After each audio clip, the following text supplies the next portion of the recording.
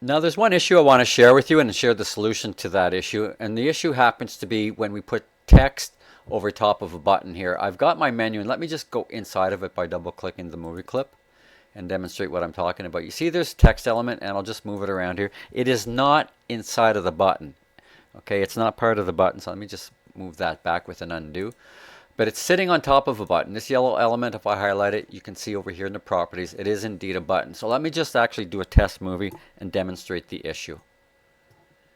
It may or may not happen with you, but if it does, I'll show you the fix. Okay, so when I go over the menu, you see how it's actually, I have to go around the text to engage the button. See there? Watch what happens when I go over the text. It actually turns into the I-beam, which makes it selectable. Now it doesn't happen on the mouse over because I've addressed the issue on the second page. But right now, you see that's selectable. That's actually not desirable in our case because when I click away here, you see how it blocks the button, right? I want to be able to go over any of this area and have it respond like a button like that. Okay, so let me go and show you what that issue is. I'm inside of the menu right now where the text sits. And if you go over and look at your properties, it's very subtle in the properties, but there's this feature called selectable. Depending on the version you're working in, it's either defaulted on or off. I'm in the latest 2020 version right now, it looks like. I believe it defaults to off, but I'm actually not sure because I've been working on this file already and playing with this feature. Regardless, you just need to know by going over here. Now, right now, this is engaged, it's on. So if I click this button, I've turned it off. See how it went darker there, at least in this version. Now if I click away and come back and select it, it looks darker, meaning that it's been turned off.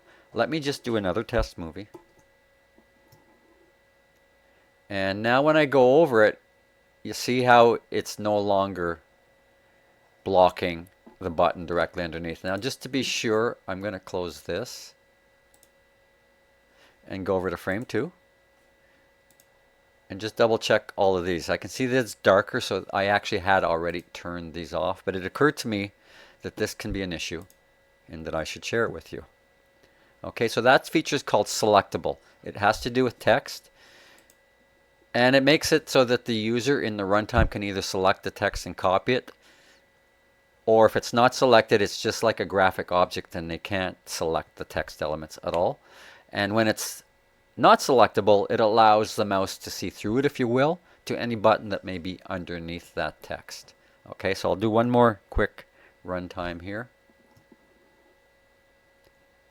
And you see here how the text is not interfering. I'm just going to change it once more. I know I'm kind of getting crazy on this, but let me just change home back to selectable. Okay, so when I engage here, you see how when I go over home, it doesn't engage the button, which to me is a bad interface issue, right? So we'll just turn that back off. Select it there, turn off the selectable feature, and one very last quick test here.